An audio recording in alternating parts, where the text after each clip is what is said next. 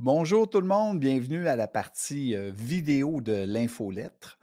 Alors, comme vous avez lu, en très bas âge, j'ai vécu un traumatisme que malheureusement aucun enfant devrait vivre. Puis, une série d'événements là, ont amené une profonde dépression enfantine chez moi, une profonde noirceur.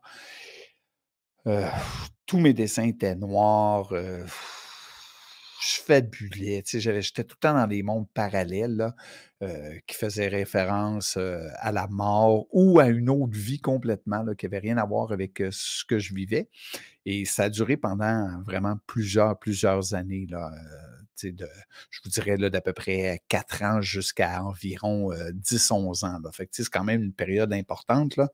Heu, Faut voir que, j'étais incapable d'apprendre à lire, à écrire, particulièrement là au début là de l'âge scolaire. Donc vous voyez les problèmes arriver et puis, j'avais aussi des comportements j'étais incapable de vivre en société là, tu sais, j'avais des crises, de panique, de colère, tu sais, des émotions toujours, à fleur de peau là.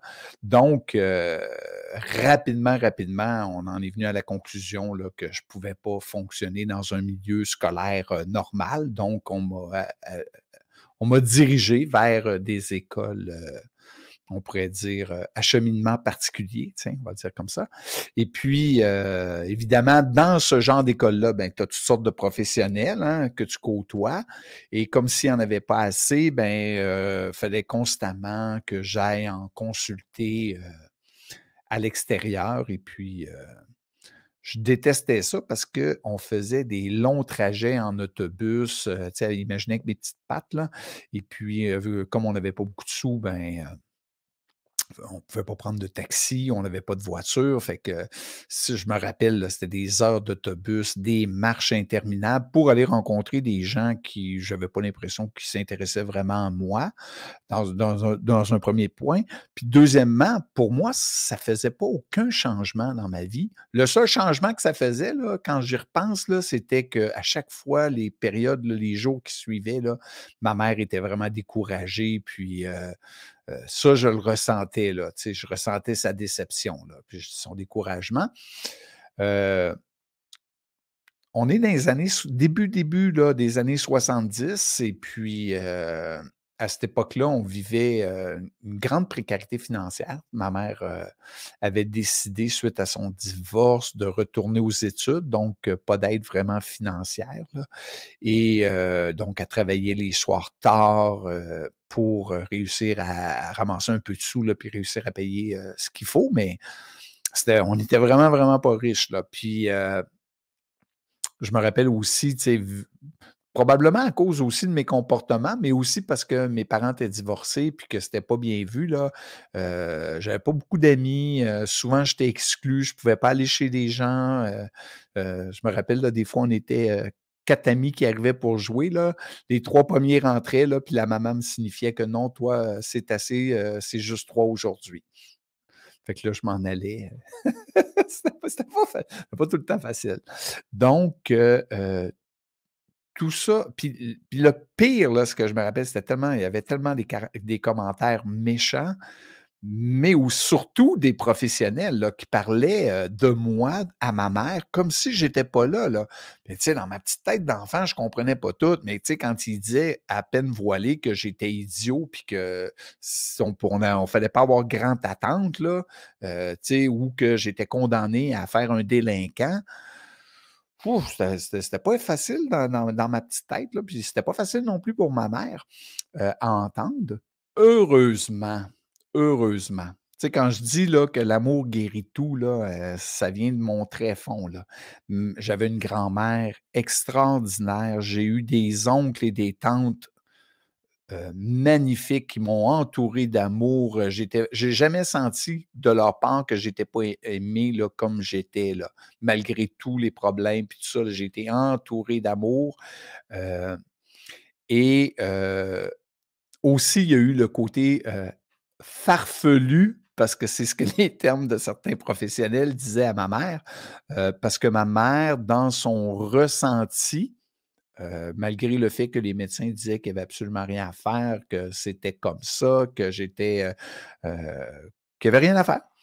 Et elle s'est obstinée et elle s'est dit: «Non, non, il y a d'autres choses, il y a d'autres moyens, c'est sûr» et elle avait été enseignante du yoga, donc elle a introduit le yoga, la méditation et le sport. Ça allait être ça, ma thérapie. Ça allait être ça, ma façon de me ramener à la vie normale et puis, elle a v elle s'est donné le droit, mais par effet de ricochet, à moi aussi, de questionner, de critiquer, de remettre en question ce que les professionnels disaient, proposaient.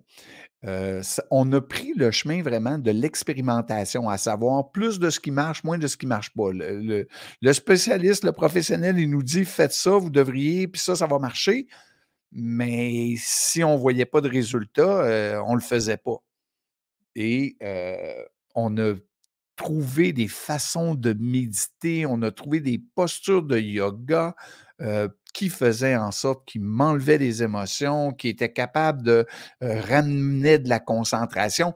Donc, heu, c'est toute cette espèce de ressenti-là, d'intuition qui a fait en sorte qu'on s'est donné le droit d'explorer, qui fait qu'aujourd'hui, ben, je fais le travail que je fais et puis que j'ai réussi à aller à l'université, j'ai fait des études avancées, j'ai écrit des livres. Encore aujourd'hui, je pense que je suis quelqu'un pas parfait, là, vraiment pas, là, mais tu sais, je pense que j'ai une vie, en tout cas, au moins, j'ai des enfants qui m'adorent, puis on a une belle vie de famille, puis tu sais, honnêtement, très, très jeune, j'aurais jamais pu espérer ça, là, je vous le dis, là. Tu sais, je veux pas trop parler du passé, mais tu sais, juste comprendre que, heu l'intuition, le ressenti, c'est des notions qui ont changé ma vie et je l'ai appris en bas âge à travers le processus de retour à la normale, heu et de voir ma mère comment elle le faisait.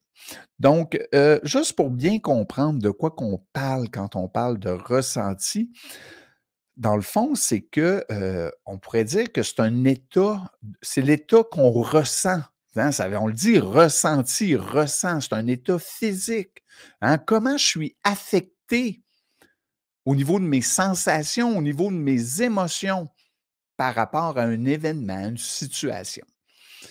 Heu, Souvent dans les milieux, spirituels, on va parler de ressenti, mais dans le fond, on fait comme référence à l'intuition, hein.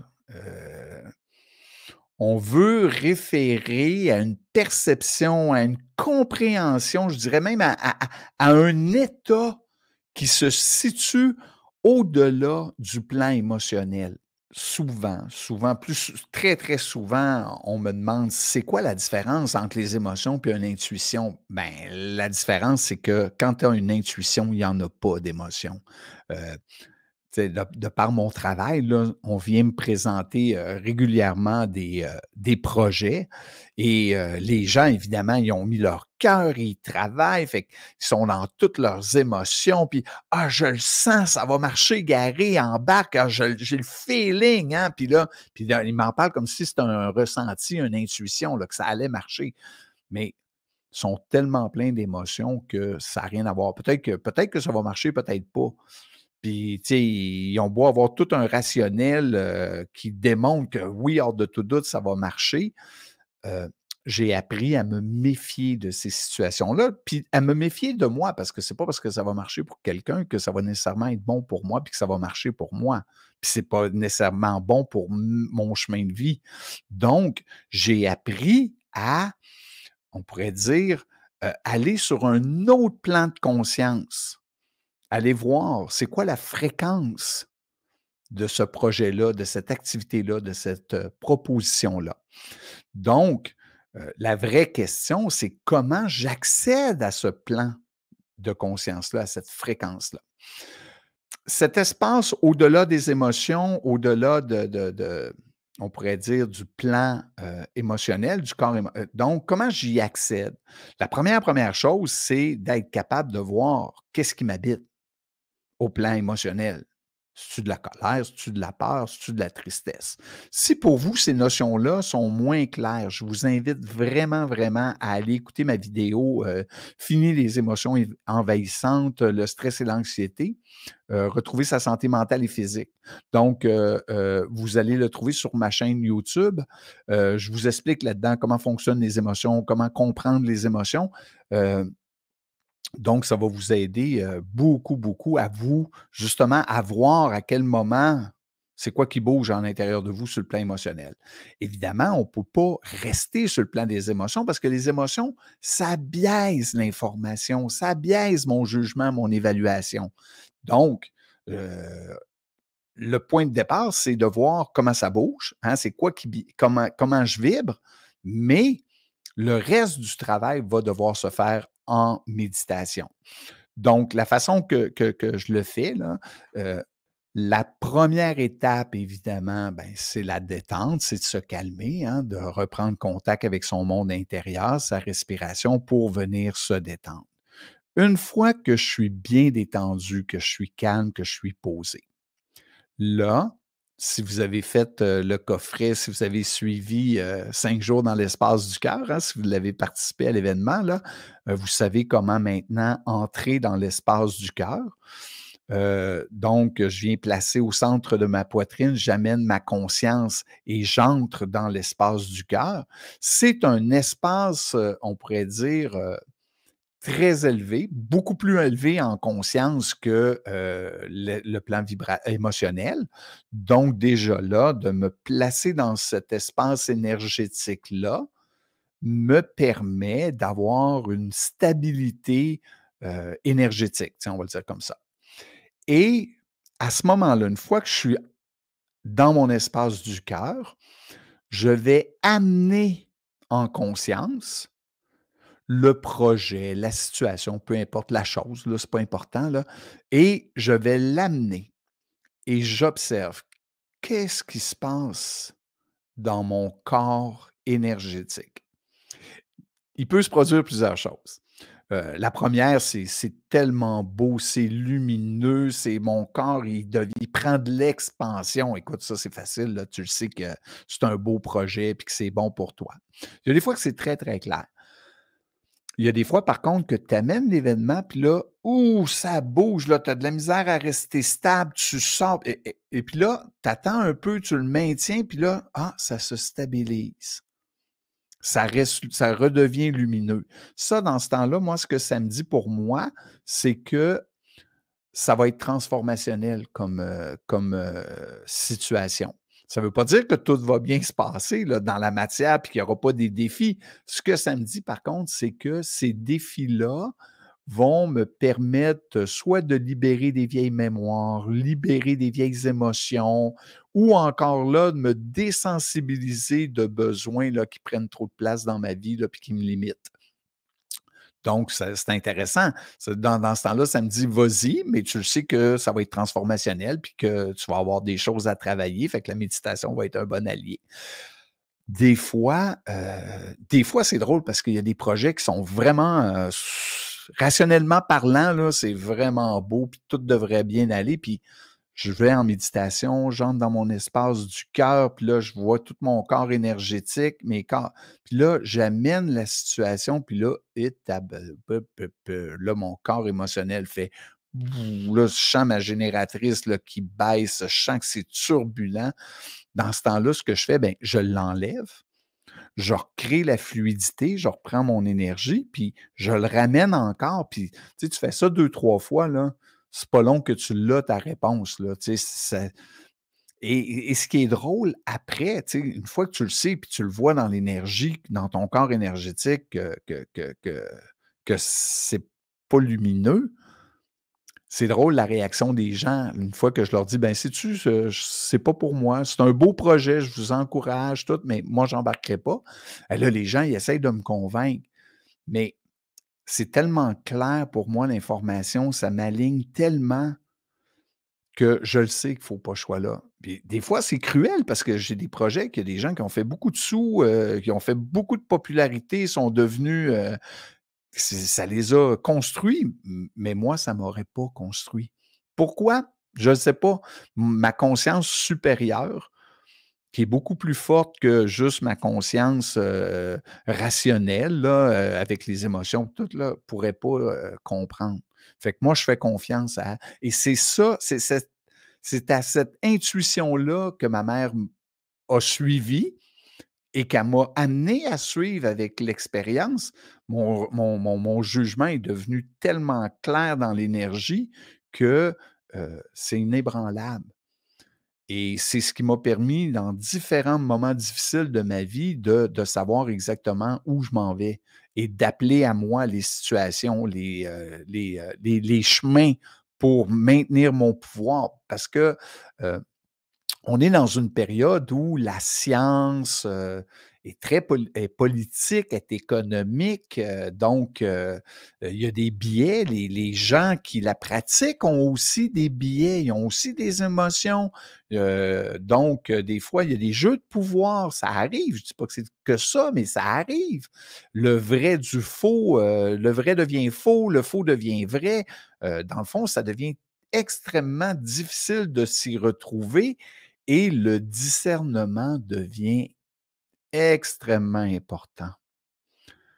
Donc, l'outil, le ressenti, cet outil-là, la façon d'y avoir accès, va vous permettre de prendre des décisions à un autre niveau. Et ça va faire en sorte que votre vie, euh, on pourrait dire, va suivre votre mouvement intérieur, va suivre votre vérité intérieure. Hein? Et qui sait jusqu'où ça peut vous amener. Au-delà de tout ce qu'il y a sur le bruit sa ligne, là. Hein, si vous allez écouter mes vidéos, vous allez voir que certains moments de ma vie, une chance que j'ai eu cette capacité intérieure-là. Parce que si j'avais écouté tout le monde, ben, je ne serais pas ici pour vous parler. Alors voilà, les amis, je vous encourage à pratiquer, à développer votre ressenti. N'hésitez pas, laissez-moi vos commentaires. Vous le savez, j'adore ça, savoir ce que vous en pensez, comment ça se place pour vous, comment, si ça vous aide pas, si vous aimez la formule, qu'est-ce que vous auriez aimé d'autre. On est tous ensemble là-dedans, hein? On évolue tout le monde ensemble. Donc, je suis jamais plus loin qu'un courriel, puis ça me fait toujours plaisir. Et sur ce, ben, je vous dis bonne pratique, développez votre ressenti, donnez-vous le droit, et puis on s'en reparle. Bye bye tout le monde.